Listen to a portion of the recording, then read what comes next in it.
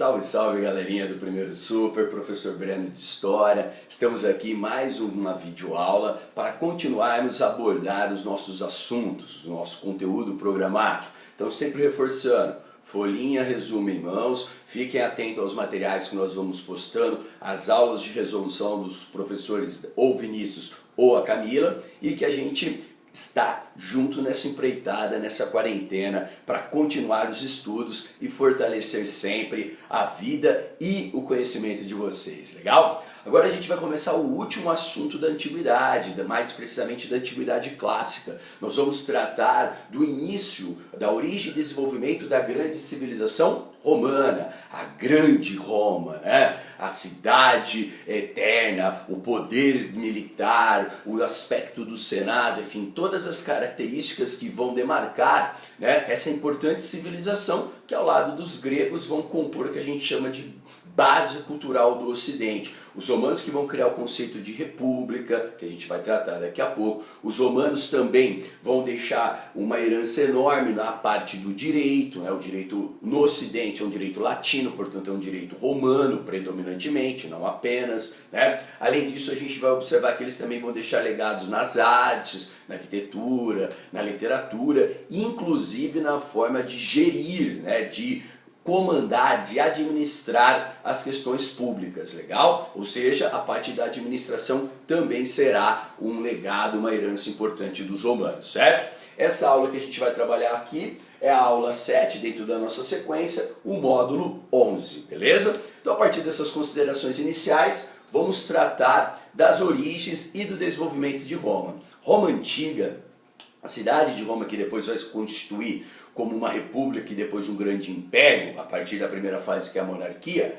Roma se originou aqui na planície do Lácio, lá na Península Itálica, né, na região centro-ocidental da Península Itálica. Uma região relativamente fértil, mas também com algumas montanhas. Roma, como a gente vai perceber, foi fundada pelos latinos, os habitantes da planície do Lácio, ou Látio, né, porque latinos, e foi fundada às margens do rio Tibre, numa região pantanosa com 7 colinas, 7 montes sagrados, como o Aventino, Capitolino, Palatino, dentre outros, certo? Então isso é muito importante. Mas os romanos antigos também vão se originar a partir de uma fusão, de um sincretismo com outros povos da Península Itálica e de outras regiões que chegaram na própria península, certo? Então aqui, só para a gente ter uma ideia no mapa, é como é a divisão administrativa atual do Estado italiano, que é diferente do que foi a Roma antiga, legal? Além disso, pessoal, quando a gente fala de Roma,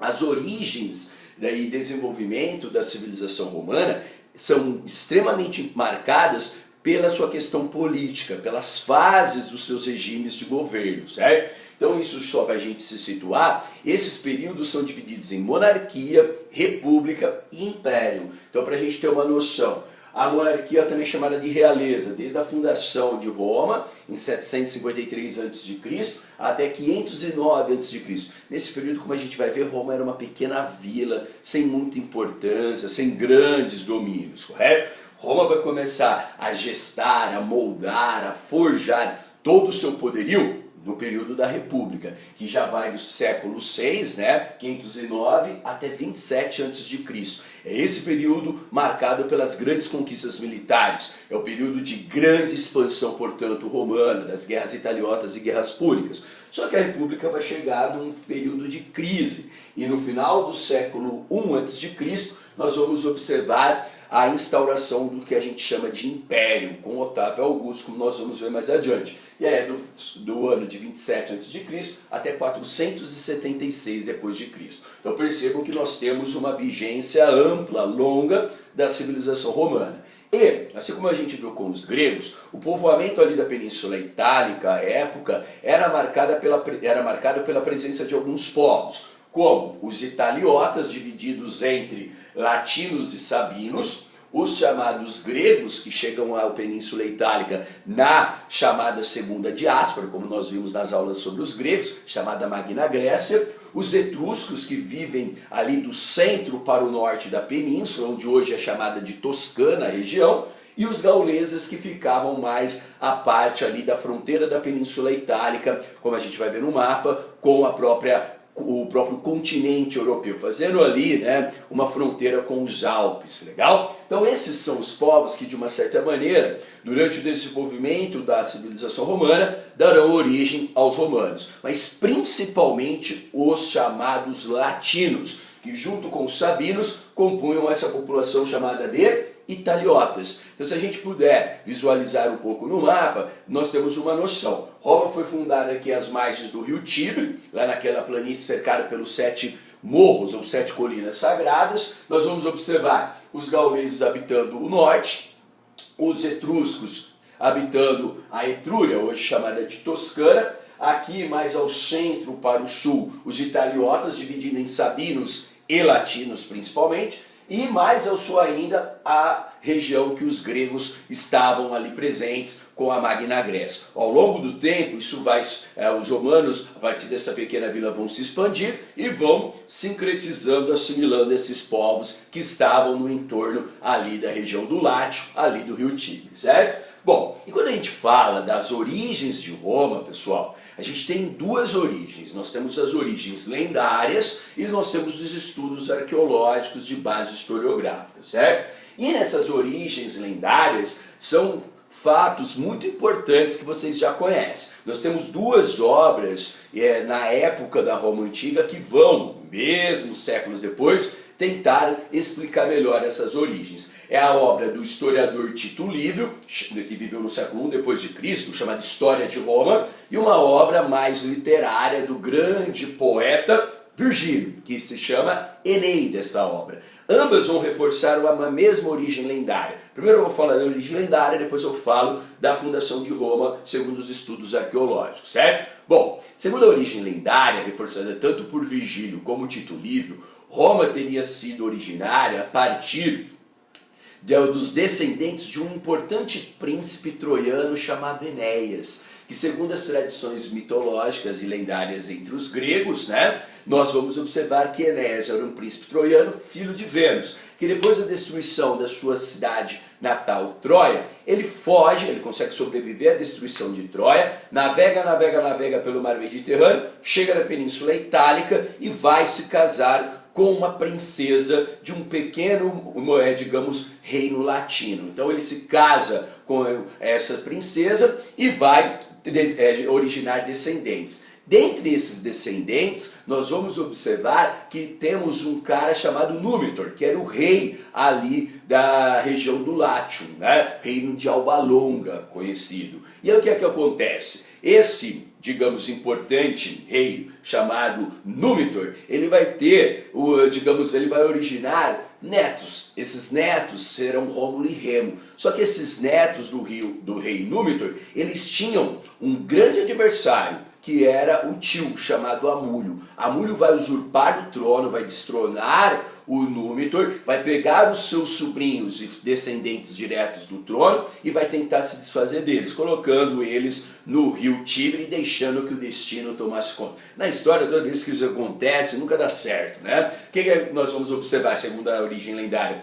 Eles foram resgatados por uma loba, né, que veio amamentá-los e preservar a sua sobrevivência. Depois eles são descobertos por um casal de camponeses, são criados como filhos desses camponeses, crescem, ficam na idade adulta e aí eles vão descobrir que na verdade eles eram os Enos, Rômulo e Remo, descendentes e herdeiros diretos do trono. Voltam ao reino de Alba Longa, destronam o tio Númitor, do usurpador, e colocam o seu avô novamente no trono, Amulho. E aí o que acontece? Eles teriam, a partir disso, o direito de fundar uma pequena vila, e a vila que eles fundam, segundo a tradição lendária, é Roma. Só que olha que interessante, mesmo sendo uma origem lendária, segundo essa lenda, depois de terem fundado Roma, os irmãos Rômulo e Remo se desentendem. E nesse desentendimento, Rômulo matou Remo e acabou se tornando o primeiro rei de Roma. Qual que é a curiosidade? Essas brigas pelo poder, essas brigas que a gente vai chamar mais adiante de palacianas entre as famílias, entre os membros familiares pelo poder de Roma, vão marcar toda a história de Roma Antiga. Da Roma Antiga, até a fase imperial, certo? A outra curiosidade, qual é? O primeiro rei de Roma se chamava Rômulo, segundo a tradição lendária. O último imperador da Roma ocidental também se chamava Rômulo Augusto. Então a lenda ela vai, num certo sentido, dar essa origem e explicar também já mais adiante algumas questões. O que é interessante também é a figura da loba. A loba para os povos etruscos e os latinos é sempre um animal vinculado à força. Então quando eles são amamentados e sobrevivem, segundo a lenda, graças à loba, está também dando essa simbologia, certo? E principalmente ali nós vamos ter a origem da vila romana, legal? Mas os estudos historiográficos vão dizer que, na verdade, Roma foi fundada a partir de um forte, né, de um entreposto militar que as tribos latinas fundaram, eram vários, mas esse às margens do rio Tibre, para se proteger das ameaças externas dos etruscos do norte, correto? Então Roma, na verdade, se origina a partir de um forte militar fundado pelas tribos latinas para se protegerem das ameaças das tribos mais ao norte, como os etruscos. Ou seja, uma outra característica importante, a forte presença do militarismo na vida romana desde as suas origens, certo? Então nós temos a origem lendária da obra do Tito Livio, reforçada no poema Eneida do Virgílio, e também essa, digamos, explicação mais arqueológica, mais pautada em dimensões, assim podemos dizer, historiográficas. Só que o que a gente vai observar, galerinha? Tem um problema. Roma, que foi fundada, como a gente viu no mapa aqui, na região da planície do Látio, por volta de 753 a.C., ela, ao ser fundada numa região centro-ocidental da Península Itálica, a região do Látio, né, porque os romanos falavam latim, que é uma derivação de látio, e os seus habitantes eram os latinos, nós vamos observar que era uma região montanhosa, como eu falei, era uma região pantanosa, às margens do rio Tibre, que tinha ao seu redor 7 morros, 7 colinas sagradas, certo? Além disso, a gente vai observar um dado interessante. Como eu mencionei, Roma, no período monárquico, era uma pequena vila, e a gente, na história, tem uma grande dificuldade para termos certezas absolutas não, porque nada é absoluto, mas certezas mais sólidas sobre o que aconteceu no período monárquico. Por quê? Não temos grandes registros, é a oralidade que muda conforme o tempo de geração para geração e que vai, por exemplo, colocar a ideia de que no período monárquico nós tivemos 7 reis de Roma, os 7 reis lendários, como nós vamos falar daqui a pouco. Mas o que nos interessa é o que já existia em Roma nesse período e principalmente sabemos que, mesmo que existissem escravos provenientes de guerras, principalmente de dívidas, como era comum no mundo antigo, no regime monárquico, a principal mão de obra, a principal força produtiva ainda não eram os escravos. Por quê? Porque os romanos não tinham se organizado no eficiente exército, numa poderosa máquina militar para conquistar territórios e, consequentemente, prisioneiros de guerra para serem escravizados, certo? Então a gente não vai encontrar isso de uma forma tão forte.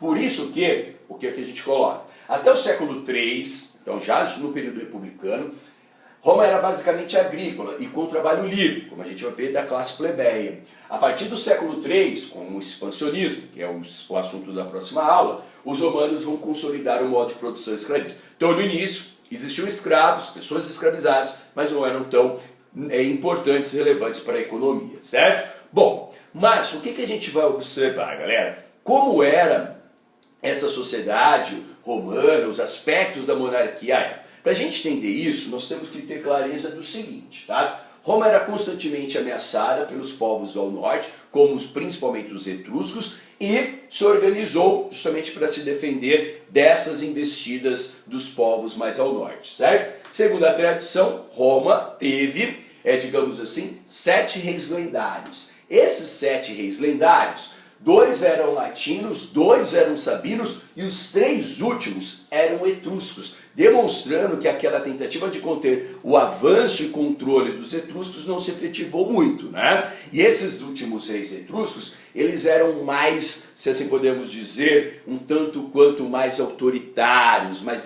despóticos, não davam tanto ouvidos para o que a gente vai falar daqui a pouco, que era a elite patrícia, certo? Então, muito importante. Só para a gente ter uma noção aqui, depois eu volto, aqui a gente tem uma construção de quais foram esses 7 reis lendários de Roma. Você não precisa decorar, mas só para saber. O último sim, né? Rômulo, Numa Pupílio, Túlio Hostílio, Anco Márcio, Tarquínio Prisco, Sérvio Túlio e Tarquínio Soberbo.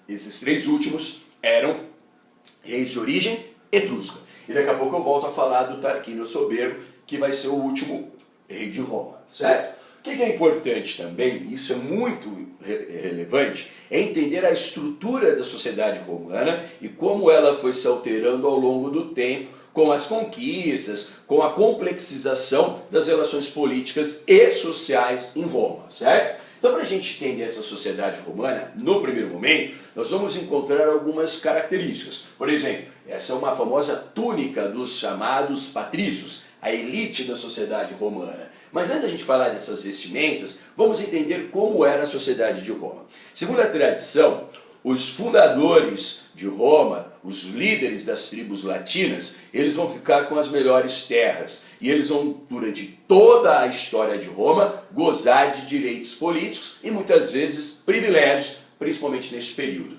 Eles se organizavam em gens.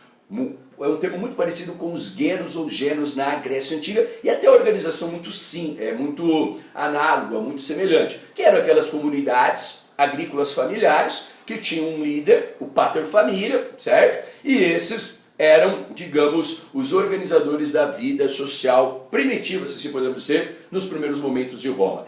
Esse grupo, os patrícios, descendentes dos pater familias, eles vão compor uma elite, certo? Que eram os grandes proprietários de terras, eram os grandes proprietários do gado, muito importante no mundo antigo, e também eram os que tinham direitos políticos, certo? Como a gente vai ver, os patrícios, desde a monarquia, se organizavam num importante conselho de anciãos, conselhos de cidadãos ilustres, os patrícios e anciãos que eram os mais velhos, certo? Que vai se chamar de Senado, que vem do latim senex, idoso, ancião. Então, desde o período monárquico, você tinha uma das mais importantes instituições da história da Roma Antiga, que é o Senado, que no primeiro momento era exclusivo a participação de quem? Da elite patrícia, certo? E uma vez senador, vitalício. O cargo era para a vida inteira, legal? Bom, é essa elite que vai entrar em choque com os reis daqui a pouco. Abaixo dos patrícios, nós vamos ver indivíduos que chegam ali na região, né,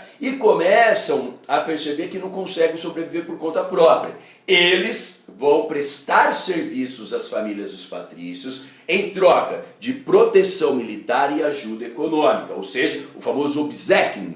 E esses grupos, que eram parentes um tanto distantes dos patrícios mais afortunados, que prestavam serviços econômicos em troca de ajuda para sobreviver e proteção militar e política, esses caras eram chamados de clientes. Então eram homens livres que estavam ligados aos patrícios, mas não tinham os mesmos direitos políticos, os mesmos privilégios da elite patrícia. Só que nesse momento você tinha o grosso da população que era constituída por homens livres, habitantes ali da região, que foram dominados pelas famílias patrícias, certo? Poderiam exercer suas atividades econômicas, mas não tinham direitos políticos. Esses eram quem? Os chamados plebeus.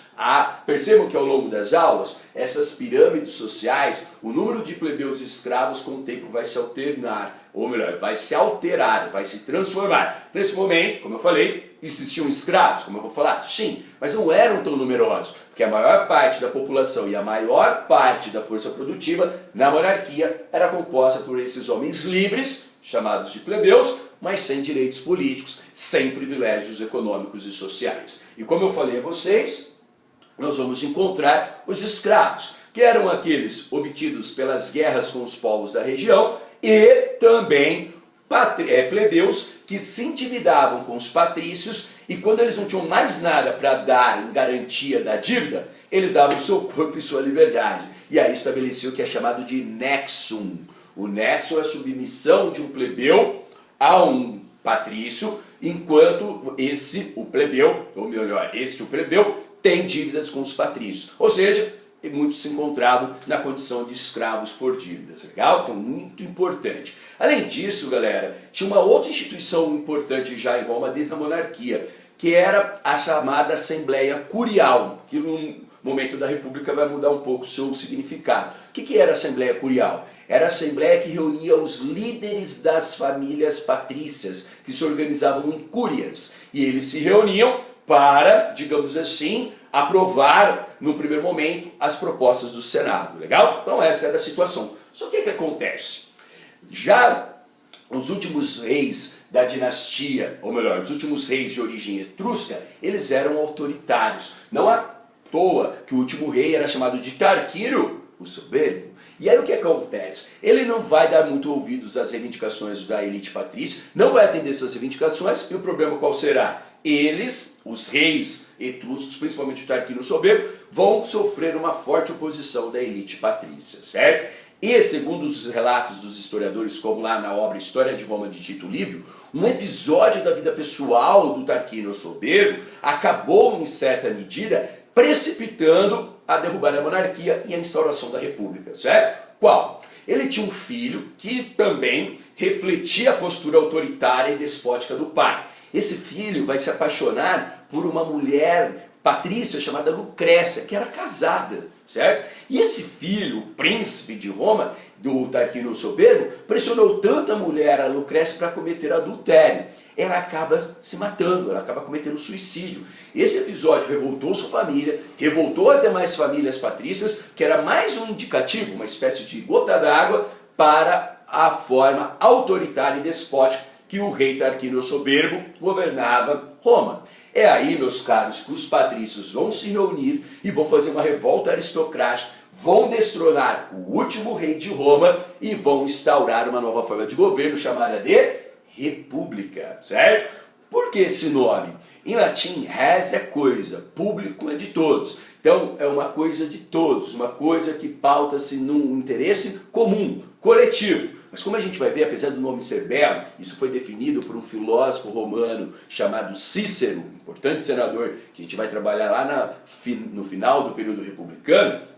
A república tinha essa definição teórica, mas na prática, quem poderia participar, por exemplo, do Senado, que era constituído por 300 patrícios ilustres e anciãos? Como eu falei, só a elite patrícia, né? Além disso, na República Romana, nós vamos observar também, e é legal que você anote isso, as chamadas magistraturas. Essas magistraturas, no primeiro momento, também todas acessíveis apenas à elite patrícia. Essas magistraturas eram cargos públicos, que ao lado do Senado e outras assembleias, compunham todas as instituições de poder republicano em Roma. Correto? Então o que a gente vai observar? A primeira das grandes magistraturas era a magistratura de cônsul. Era sempre dois, por isso eram cônsules, para que um anulasse a tentativa do outro de concentrar o poder em suas mãos de uma forma despótica, como os antigos reis romanos, certo? Então a gente vai observar que os cônsules tinham a função de convocar o Senado, mandar o exército e governar Roma, certo? Então eles exerciam de fato o poder executivo, que eram escolhidos ali por uma assembleia que a gente vai ver que é assunto iriata e aprovado pelo Senado, legal? Então você tem os cônsules. Depois você vai ter outras magistraturas, como a magistratura dos pretores. Os pretores cuidavam da justiça em Roma. Se você quiser depois, você pausa o vídeo, volta nessas explicações que elas são importantes e elas estão também todas detalhadas, essas magistraturas, em sua apostila, legal? Além dos cônsules e os pretores, existiam também os questores. Os questores cuidavam das finanças, né? Dos recursos, do tesouro romano. Você também vai encontrar os chamados censores. Esses tinham uma função do quê? De contar de tempos em tempos a população romana e dividi-la de acordo com a renda. Daí por quê? Censitário, né? Como a gente já conhece. Então os censores tinham essa função. Isso era importante até para firmar ou forjar a lista da elite patrícia e dos que poderiam pleitear a participação do Senado. Então você tinha os cônsules, pretores, justiça, questores, finanças, censores, cadastramento e divisão de acordo com a renda da população romana, e você também vai encontrar quem? Os edis. Os edis cuidavam da cidade, como se fossem vereadores atuais, do abastecimento, do saneamento, da limpeza, da infraestrutura, certo? Mas um cargo era muito importante. Esse cargo ele não era comum em toda a Roma, no sentido de ser sempre permanente. Esse cargo era eleito pelo Senado para dar forças supremas absolutas ao indivíduo em tempos de crise. E olha a ironia da história, né? Esse cargo era chamado de ditador. O ditador em Roma, ele não usurpava o poder pela força. O ditador em Roma era eleito em tempos de crise para, com poderes supremos e absolutos, resolver a crise. Sempre eleito para um período de 6 meses. Dificilmente o cargo de ditador poderia ser reeleito, poderia ser renovado, para evitar novamente aquelas posturas autoritárias. Mas, isso é muito importante, o ditador em Roma era escolhido pelo Senado em tempos de crise para resolver os problemas com mãos de ferro, certo? Então, recapitulando, quais são as principais magistraturas? Além dos próprios senadores, né? Os ditadores, os cônsules, os pretores, os censores, os questores e os edis. Além disso, a Assembleia Curiata, aquela Assembleia das Cúrias da época, digamos, da monarquia, agora ela vai ser uma Assembleia aristocrática, os patrícios vão participar, os líderes das famílias, e vai ficar responsável a Assembleia Curiata por assuntos religiosos. Por exemplo, uma das heranças dos romanos é a organização da Igreja Católica, e a Cúria Romana é a Cúria, o conselho que toma as decisões religiosas da alta cúpula da Igreja Católica, origem, influência dos romanos, certo? Só que agora também, antes de a gente avançar, vai surgir uma outra assembleia, a Assembleia Centuriata. Essa assembleia era composta, cada centúria, por 100 cidadãos guerreiros de Roma. Lembrando que no primeiro momento, quem se armava para compor o exército era o próprio cidadão, e não o Estado. Então isso fazia com que as diferenças sociais se refletissem na organização militar, certo? E olha que interessante. Essa Assembleia Centuriata, ela era composta pelas centúrias. Cada centúria, 100 soldados cidadãos de Roma, certo? Só que essas centúrias, elas tinham divisões de classes. 98 centúrias era da elite patrícia, 95 eram dos plebeus, correto? Qual o resultado? O voto era sempre por centúria. Então, a maioria das centúrias na Assembleia Centuriata era sempre de quem? Dos patrícios, devido ao voto de 98 centúrias patrícias contra 95 centúrias plebeias. Ou seja, ainda preservava as desigualdades. E como os plebeus não poderiam participar do Senado e não poderiam participar, no primeiro momento, dessas, magistraturas, desses cargos públicos, o que você acha que os plebeus começam a fazer, galera? Começam a questionar até que ponto a república é uma república, até que ponto atende os interesses de todos, correto? E qual vai ser o resultado disso? Vamos lá. Os plebeus exigiram alguns direitos e conseguiram, pois eram responsáveis pela produção e pela proteção militar, que compõe a maior parte dos soldados, né? E como eles vão fazer essa pressão? Greve. Eles, sabendo de sua importância, vão cruzar os braços e passam a exigir do Senado e da elite patrícia maiores direitos, como igualdade civil e participação política. E essas posturas serão marcadas durante toda a história de Roma e até hoje, né? Greve não é legal, greve prejudica, é justamente por isso. Para quem faz a greve, é o último momento de negociação para demonstrar para a sociedade como um todo que quando paralisamos as nossas atividades, essas atividades são fundamentais e, consequentemente, os que fazem essas atividades devem ter seus direitos, devem ter suas reivindicações atendidas, certo? E como os plebeus faziam essas greves? Como eles eram fundamentais ainda, porque não tinha tanta guerra para ter tantos escravos, né? Como os plebeus eram tão fundamentais nas atividades produtivas, no comércio, no campo, e também como braços armados no exército, eles saíam de Roma, iam para os montes sagrados, como o Monte Aventino e Capitolino, e diziam, só voltamos a Roma quando vocês atenderem nossas reivindicações. Ou seja, era uma pressão por meio da prática da greve, correto? E isso vai surtir efeitos, galera. Por quê? Porque nós vamos observar que essas pressões plebeias conseguiram alargar a participação da cidadania em relação aos plebeus na República Romana e conseguiram, com o tempo, muitos direitos de igualdade jurídica e depois maior participação política, e não necessariamente igualdade política. Aqui eu trouxe uma gravura muito famosa que mostra essa prática da greve. Leiam comigo e prestem atenção.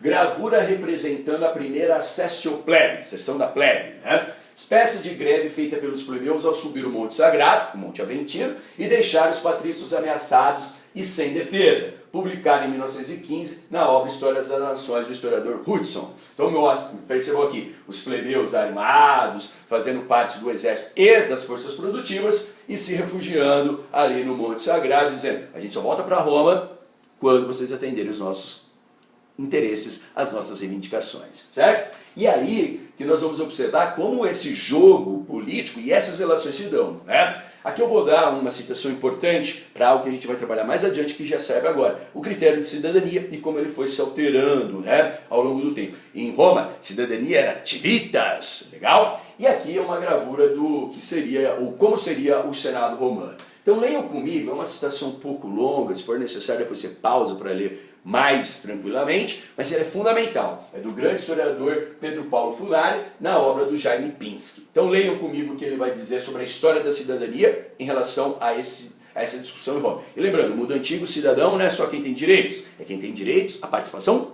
política. Leiam. Em latim, a palavra civis gerou civitas, cidadania, cidade, estado. Cidadania é uma abstração derivada da junção dos cidadãos e, para os romanos, cidadania, cidade, estado constitui um conceito único, né? E só pode haver esse coletivo se houver antes cidadãos. Civis é o ser humano livre e, por isso, civitas carrega a noção de liberdade em seu centro, legal? Cícero, aquele cara que eu falei para vocês que criou o conceito, definiu o conceito de república, não que criou, né? Pensador do final da República Romana, afirmava no século I a.C. que recebemos de nossos pais a vida, o patrimônio, a liberdade e a cidadania, certo? A descrição daquilo que os pais nos deixam, segundo o estadista romano, é cronológica, mas também cumulativa. Recebemos a vida ao nascer, em seguida a herança na forma de nossa educação, quando crianças, o que nos permite alcançar a liberdade individual e coletiva na vida adulta. C, para os gregos, havia primeiro a cidade, polis, e só depois o cidadão, polites. Para os romanos, era o conjunto de cidadãos que formava a coletividade. Se para o grego havia cidade, estado, politeia, para os romanos a cidadania, civitas, englobava cidade e estado. Então tem algumas diferenças conceituais entre os gregos e romanos, mas fundamentalmente a importância da cidadania, que ao longo da história romana ela irá se alargar, abarcando quem estava fora, correto? Mas isso, não só em Roma, como em toda a história humana, direitos não são dados, não são concedidos. Direitos são conquistados por meio de lutas. E o que a gente está falando aqui é o conjunto de lutas de classes sociais em Roma. Para terminar nossa aula, vamos ver quais foram essas conquistas plebeias. Em 494, a primeira dessas greves, os plebeus conquistaram o cargo de tribuno da plebe, uma nova magistratura. Não era necessariamente preenchido por plebeus, mas eram os plebeus que escolhiam esse cara, poderia ser um patrício que os plebeus acreditassem ser defensor dos seus interesses e representavam a plebe junto ao Senado, com o direito de veto, não de voto no primeiro momento. Depois eles vão ter o direito de voto. O que é o direito de veto? Se o Senado aprovasse uma lei que contrariasse, que prejudicasse os plebeus, o tribuno da plebe poderia vetar, anular essa lei. Então isso foi muito importante. É uma participação, uma representação política dos interesses da plebe, correto? E um tribuno da plebe, ele deixava sua casa aberta dia e noite para que qualquer indivíduo que se sentisse prejudicado pudesse ir ao seu encontro, reivindicar um atendimento à sua causa, legal? Bom, mas não bastava isso, as lutas sociais entre patrícios e plebeus continuaram, e os plebeus com o tempo foram conseguindo conquistas, certo? Essa é muito importante. Em 450 a.C., os romanos vão criar o primeiro código de leis escritas em Roma. Se o direito romano é uma das suas principais heranças, isso é muito importante. É a lei das 12 tábuas. As leis deixaram de ser orais e passaram a ser escritas. Então a gente já estudou, por exemplo, o Código Hammurabi, já estudamos o Código Draconiano em Atenas e agora um outro importante código de leis escritas na Antiguidade, a lei das 12 tábuas. O Senado ele convocou os decêmviros, que eram 10 juristas responsáveis para colocar as leis até então orais no papel. E olha que interessante, os romanos enviaram esses decêmviros para estudar como os atenienses, em 594, haviam criado o Código Draconiano. Então eles foram para Atenas, estudaram lá e depois voltaram para elaborar esse conjunto de leis, a lei das 12 tábuas, certo? Então isso é muito importante. É aquela mesma ideia, tentar deixar as leis mais claras, principalmente para os plebeus, para que elas não fossem manipuladas ao bel prazer da elite patrícia, correto? Isso é muito importante, galera. A outra conquista será a lei Canuleia, que legalizava o casamento entre patrícios e plebeus. Aí você vai dizer, mas qual que é o problema disso, professor?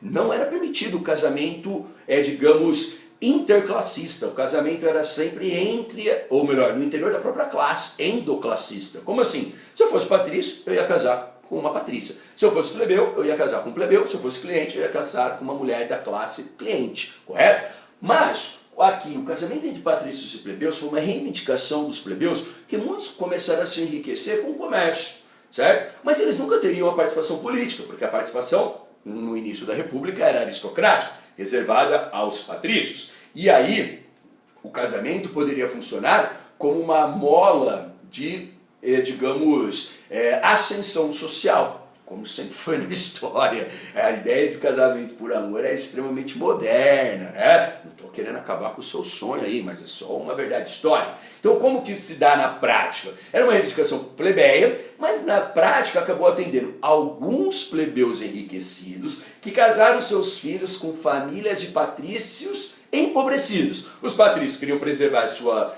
condição aristocrática, porque estavam perdendo a riqueza material, mas tinham seus direitos e privilégios. Enquanto que os plebeus queriam ascender sua família para a condição aristocrática, porque eles tinham se enriquecido, mas não tinham os direitos e privilégios da elite patrícia. Ou seja, era o famoso casamento de conveniências, de ascensão social, porém muito importante, que na prática só contemplou alguns plebeus de famílias enriquecidas, certo? E a outra dessas leis foi a Lei Licínia. Essa é um conjunto de leis que em 367 ela fez algo muito importante. Ela acabou com a escravidão por dívidas. Ao anular a escravidão por dívidas, contemplava muito do que parte dos plebeus reivindicavam. Porque, como eu falei, devido ao nexo, eles se tornavam escravos por dívidas e dificilmente deixavam de ser. Lembrando, na Roma Antiga, um escravo era chamado de instrumenti vocali em latim.